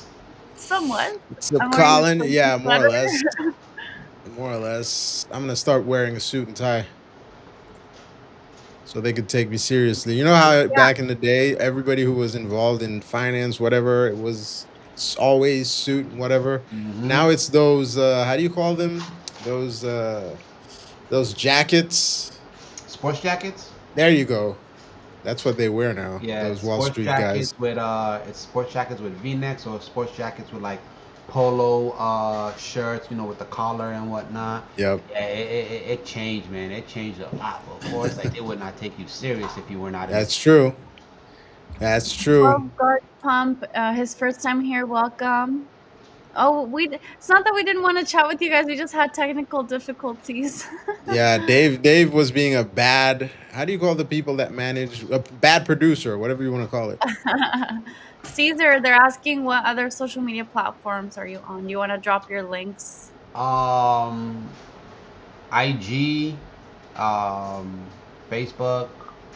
I have X, but I have to I don't even be posting on X that much, to be honest. Same here. Because I forget. X is supposedly the #1 platform for traders, guys. What are you doing? Says the guy who has zero social media. You should not be throwing no one out if you have zero. At least I have it. I just don't post on it. I've had it for a while. I mean, Twitter, I had it when it was Twitter. But yeah, I don't know. It's just like, I don't know. Like a lot of times I just forget to post or whatnot. Just because sometimes I just feel like it brings unwanted attention. Yeah, I feel that. Yeah, everybody's been harping at me, because I did a couple webinars last week, different places, and everybody's like, "What are your socials? What are your socials?" And I need to get something going this week, guys. I promise. This week, this Bruh. week. So I have personal stuff, but I don't have public any public social media. Yes, I'm not an alien. I'm not a, I've had a Facebook account since '04 Okay. and an IG since whenever it came out. But I'll have stuff soon. Just be patient, guys. All right, we got a couple of questions here. 12 group, welcome. 12 gauge pump. Nice. 12 gauge saying, can you tell me where you guys are from? He's from Woodbridge, Virginia. And then Void saying ranging market, let the weekend continue. Okay. Well, As the we have a Qs traded more than 3% in one day this year. Yeah. 4-day week on the market. We're closed on Friday for 12 or 19. This Friday? Yeah. The 19th, where the markets Juneteenth. will be closed for Juneteenth. Yeah, but I'm thinking of doing something special For on the real? 19th. You didn't know? No, man. I'm one of those people. I don't really like holidays, especially when they interfere with I don't like them either. I don't I like it. It's know. like, what am I gonna do? Like, it's like, I don't. We're gonna have to do a holiday special. I'm thinking of For doing a real. holiday special stream where we could, shoot the SHIT and just, do something. Someone- So we'll see. Someone's asking, so what my do we see for social, ES? RIG24 is my personal IG where I post like trades, travel, food, and then I have Rigonometry Trading, which is my trading IG where I post mainly just stuff about trading, P&Ls, prop firms, stuff like that. I don't know. And then I know Alejandra has all the socials. Let's see what's Yeah, it's overwhelming at times to post like everywhere. if there was a way to like post on one and then just go seamlessly across everything else, that would You be can. There's software for that. Which one? Don't remember, but I'll give you the names. The one I used to use back in the day was HubSpot, but it's it's more expensive. It's more a CRM focused thing. But there's other options there. I don't have the names off the top of my head, but I'll text them to you. Yeah, And that- then- Where you could actually set posts for a whole month and forget about it. Awesome. Yeah. That's nice. Yeah, the less So- work I have to do on the social, would be better. Yeah. My X handle is at Rigonometry _. So it's Rigonometry RIGONOMETRY _. That's my X. So you guys are full-time traders. Yes, we are. Yes. That is what we do. We trade and entertain you. Are you not entertained? Yeah, I wish we could put a little bit of music. Like when I'm live on TikTok, I play all kinds of stuff. Mexican music, rap, R&B, reggaeton. We Somebody can else. put music. Any we de- mariachi? No mariachi. That's only for special occasions. I mean, if you're getting on screen, is that not a special occasion? I suppose. All right. So wait, let me take a couple questions here. 12 gauge saying what are you guys looking at? Who said? Oh, PBT. PBTC No longer since exists. 2024. What are you guys looking at for ES today? So right now we're ranging. I like to trade the opening range. If you look at the levels here, what I was looking for is, we did our range, we pulled back here, entered on the trade. Sorry, I entered here, the second one. Yeah, when we pulled back, entered here looking for a second push up to, to retest these highs. But right now, since we're ranging and we're in a pretty tight range, we are on the ES at least. Wait, that's the NQ. I'm looking at the wrong asset. There we go. On the ES at least, we are in a 9-10 point range. So I'm looking for us to do a decisive move. So either I want the asset to show me where it wants to go, right? So we have this little trend going there. So I'm looking for the asset to either break below that trend, fail all these levels, retest the low here. I won't catch the up move. From here, I'll probably be looking for a continuation down, right? Just because I'm not seeing the strength I expected. So I'm just looking for shorts. But that's a setup that might show up way, later in the afternoon or whatever. So that's what I'm waiting for on the ES. I'm not looking to get long anymore. Now, you could possibly get a retest of the, opening print, or a retest of VWAP, or even a quick retest here of the 50% of the range and a continuation upwards. But personally, I've tried twice on the long side. First one was a scratch. Second one was a 1 hour loss. So I'm just waiting patiently to see what's going to happen. I don't know if you guys have I do. any takes. I do. Yeah, and then a lot of more questions. Do you guys teach futures trading? That's literally what we're doing. That's why we're live. Right now. Can you share my screen, David? Yeah, you're loading up. On ES, I have this level at 7,600. So Let me scale it up a little bit because it's tight to see. Yeah. Hold on. Okay, better? Yeah, perfect. Okay. So I have this level right here between 7601 and basically 7600 at 1 point range. I'm looking for price to come back into it, right? Create a support possibly, but initially I'm looking for price to come in and bounce back up to retest the high, or to make a new all-time high. And that's, oh shoot, that's on ES. Hold on. Zoom back in again.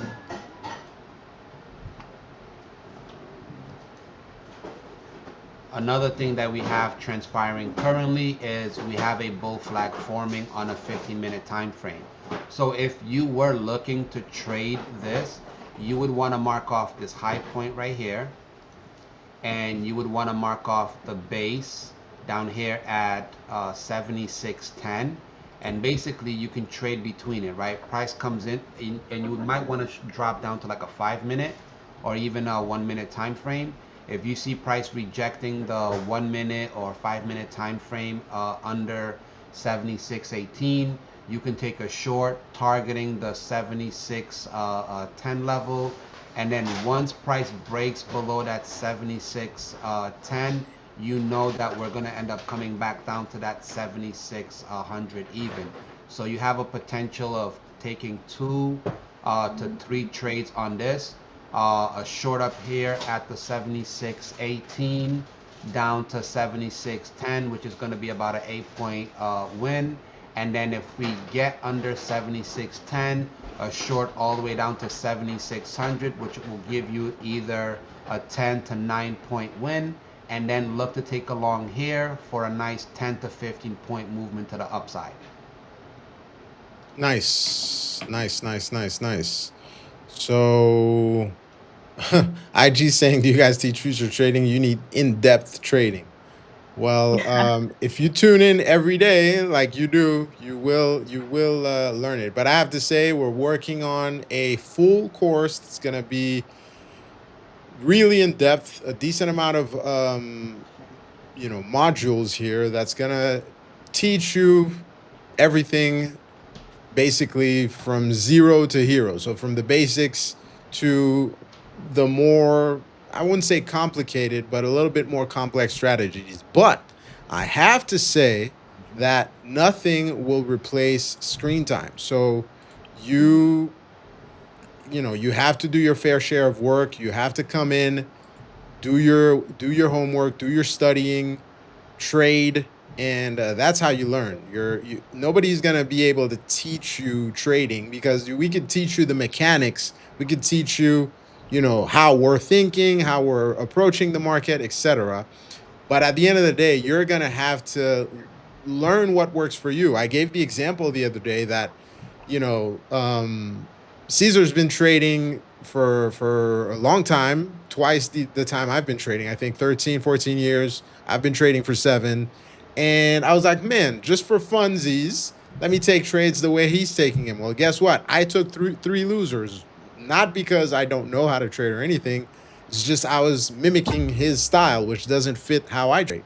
So, you know, we could teach you, but you have to figure out what works for you at the end of the day. Yep, make it your own. Whatever Hey, someone teaches you, you got to be able to have that fit you because everyone's personalities is different, right? So personality is different, expectation, how you view things. A lot of things in this market is subjective to your experience level and the baggages that you have or don't have, right? Like if you're a fresh person coming in, you're gonna be fearless, right? But if you've been yeah, in the markets and and you've gotten beat up a little bit, there's going to be a little bit of trauma. Sometimes you might have, certain hesitation where, you might trade small versus someone coming in, they might, go full force and, end up making a quite bit more than you would on that particular trade or day. So those things do come into play when it comes to trading. But whatever someone teaches you, you got to make it your own. Some people are more patient. Some people are less patient, right? Where they need that momentum. They need to be able to do those hyper scalps or those micro scalps where they're going in, 5, 10 points and they're making a quick, $1,000 or $2,000 and that's it. Versus someone that can sit there and and deal with the fluctuation of a range and and take bigger targets. yeah, exactly. Everybody has their personality, and well, we could see it right there. Caesar trades much faster than I do. I want to be able to wait for a setup, enter, and then just wait and wait for a trend, right? So let's give some visual examples right there. Let's pull up the NQ. I mean the MNQ. So this morning, I think you entered right around, where was it? I think you caught one of those pullbacks, right, Caesar? One of the around 3668 or something.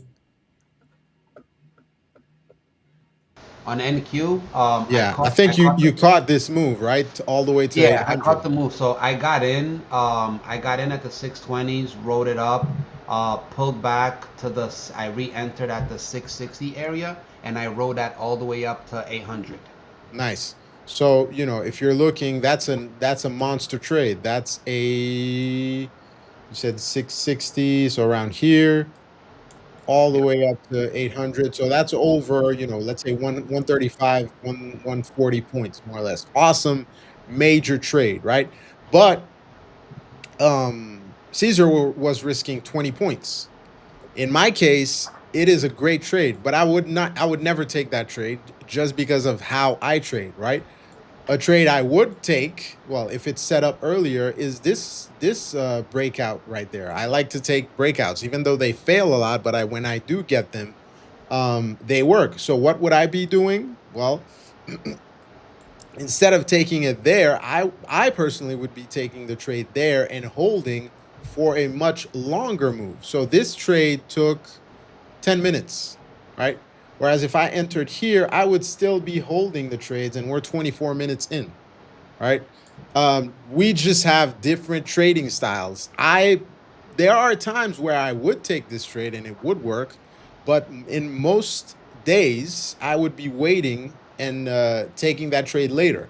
So just to tell you that, you know, different personalities trade different ways. And I don't take this trade not because it's not a good trade. It's a great trade, but statistically, and mentally, this pullback would bother me, right? And it's just not a trade that would work for my way of trading, right? So honestly, we could teach you everything, but with the caveat that you're gonna have to find what works for you. I know Alejandra also likes to get in trades and just hold them forever to catch the whole trend. So it's a temperament thing. Mhm.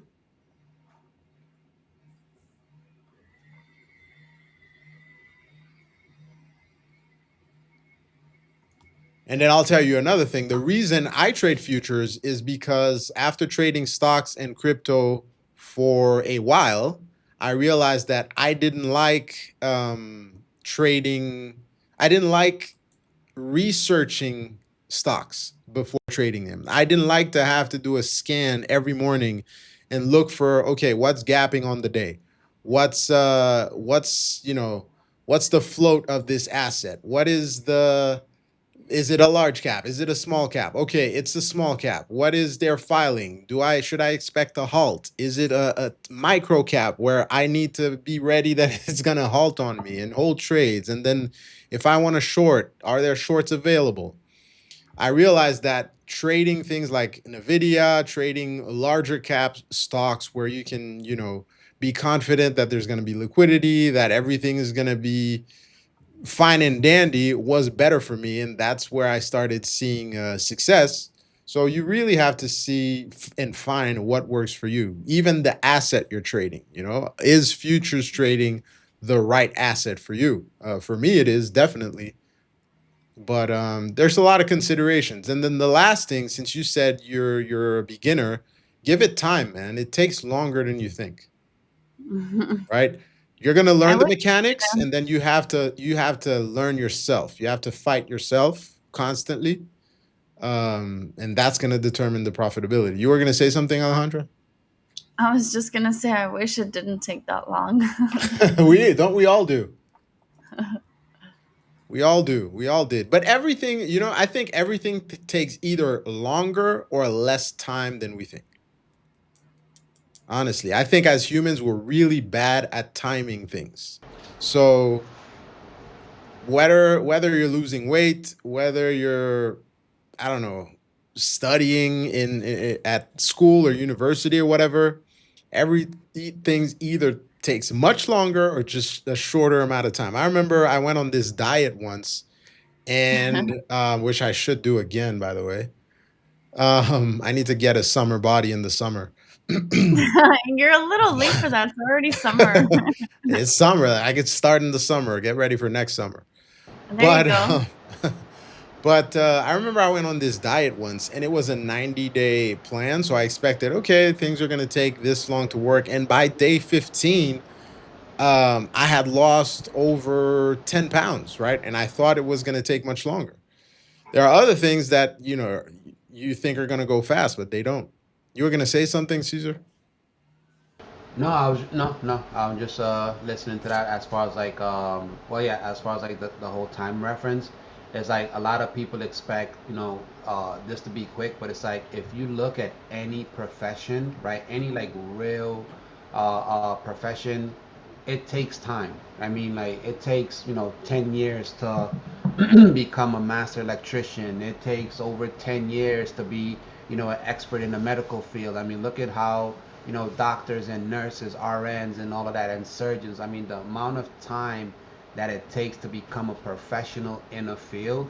And, this is something that people have to take into account. I mean, people go to school for 4 years just to get a degree Yep. in, in some, field, and they think that like they're just gonna come in and, start trading and in 2 months, master it. It's like nothing is mastered in a few months. Like it takes years. And if you're able to put in that time, and you're able to really give yourself a good amount of time to master it, regardless of, someone else's success, right? Because some people do find success very early Yeah. on. That's such as life, right? Some people might become multimillionaires at 20 years old, while others are doing it at 30 or 40, right? So Yep. it's just everyone has their time. It's just if you have the vision, see it. If you really want it, put in the time, and don't expect to master this all out in, in months or even a year, if that. Yeah. It's a skill, and I think a lot of people, even me, I was fooled at the beginning. Because it's easy to get involved in the markets. You think it's gonna happen very fast. By the way, we're taking off again. That entry I had here Yes. doesn't look so bad, but I'm not chasing.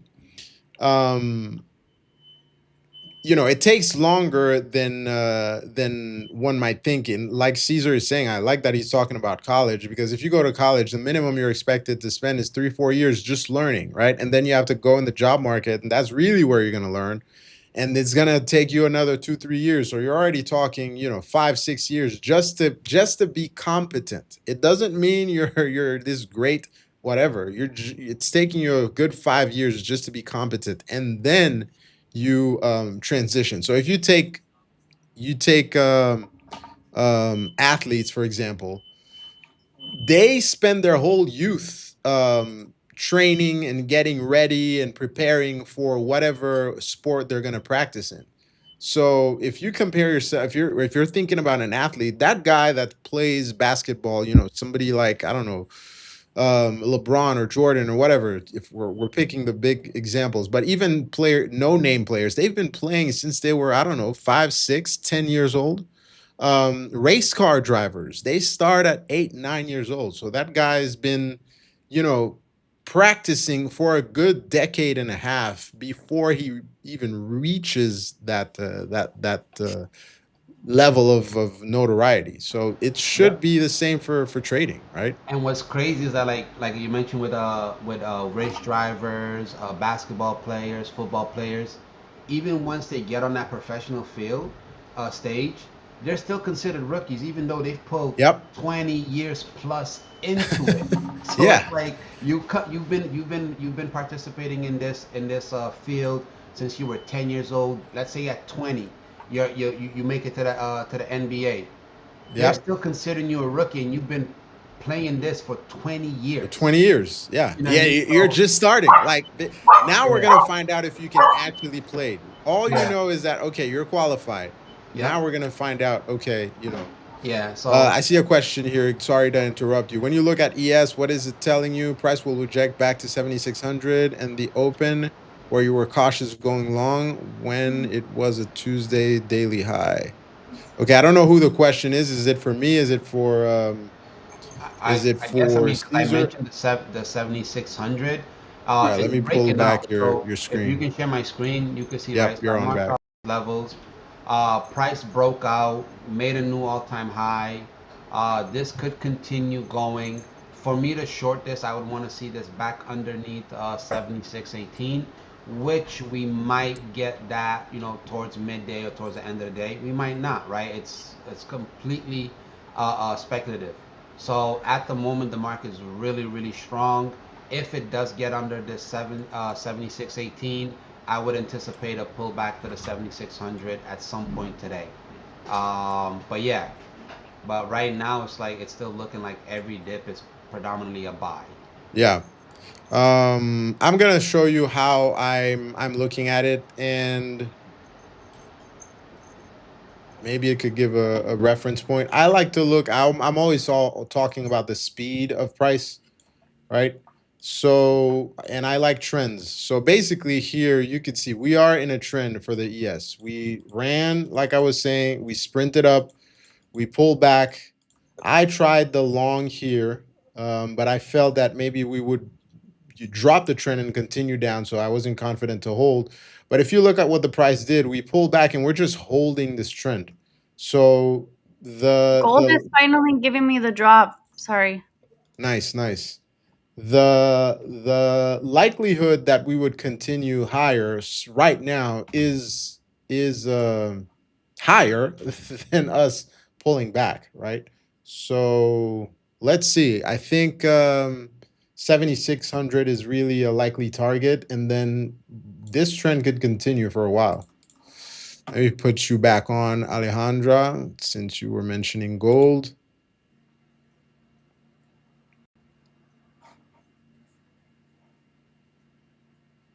You there? Yeah. Can you hear me? Yeah, I can hear you. Oh man, I didn't even see the time. We've been blabbering. It's 8 already. Wait, you're muted.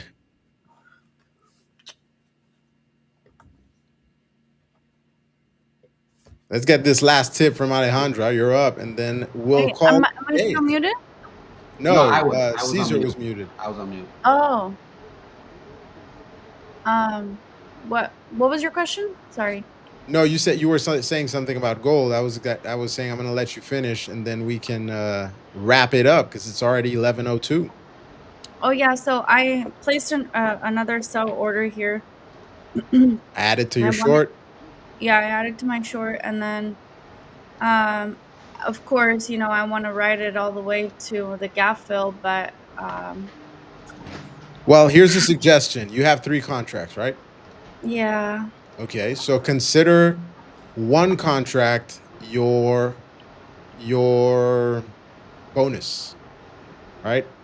This way, that one contract is the one you sacrifice. You're like, okay, you'll take your profit wherever you feel you need to take profit, and then you leave that one contract to satisfy that need you have to touch that level, and then you'll find out whether or not that was it. Forget about the amount of money, right? Because you know Yeah, how to yeah, make money. yeah. That's not the issue. You know how to make money. Right now, you're fighting that psychological need of finding out, was I right or wrong? And these are 2 different things. Making money in the markets and being right are 2 totally, completely different things. There's hundreds of analysts that are constantly right, but they don't have a dime in the market, right? Yeah. So if you want to find out whether or not you're going to be right, just leave a contract on and you'll find out, okay, would I have been able to hold it? Would it have pulled back to my stop and taken me out before reaching it? Whatever. That's what Mhm. I do, right? Yeah, that's usually what I do too, especially at the levels. Like, let's say it does it does come back to this level, the previous area of resistance at 35.50, 43.50, then I will take one there, and then I'll move my risk into profit, like maybe below Yep. this white line here. So now if anything happens, if I forget or my computer shuts down or whatever, then I will be safe either way. If it continues to close below the first profit target, then I aim for the second profit target, which is this area here at 43.26. And if it continues to close below that level, then I know I have more confidence to leave it and go for that gap fill. And then essentially, I would like to see if it actually does come back down to this level here at 42.02. So we'll see how it plays out within the next couple of hours. Just decide what is more important to you. I had one guy who's a fellow trader and he told me a few times, it was like, David, you want to make money or do you want to be right? And my answer was different each time. So, you know, if you want to be right, then just leave the contract on. If you want to make money, then just take profit where you want, there where you see fit, and then you're done. Caesar's like, I want to make money. I want to make money. For me, it depends. It Well, depends on the day, right? I'm trying to take the money part away from it, and actually, I was thinking of switching the amount on the screen to percentage. I do that all the Because time. I switch it to points or ticks or whatever. Mhm. This way I'm Yeah, not looking at dollar signs. right, And I right. Because close the P&L all the time, just so I don't look at it, because whether we like it or not, it does influence you. yeah, exactly. Yeah, so if it does go above this purple line here that I have, and it goes to test 43.84, I have to close it. I just don't want to. Today it looks like my patience is a little bit lower than usual, so we'll see how it plays out here. We'll see, we'll see, we'll see. Well, on that great note, guys, we are gonna wrap it up because it's 11:06. We went over time, but it's fine. And then we'll be back tomorrow, right? Yes. Yeah, Well, thank you Caesar, guys for joining. and I'll Join see you us live Wednesday. tomorrow at 2, or not tomorrow for me, but Wednesday. Wednesday, but See I'll be y'all back. I'm here every I'll be day. back. Caesar will be back also. Like the Terminator. Exactly. Awesome. All right. Thank you, everyone. See you tomorrow. See you tomorrow. Bye.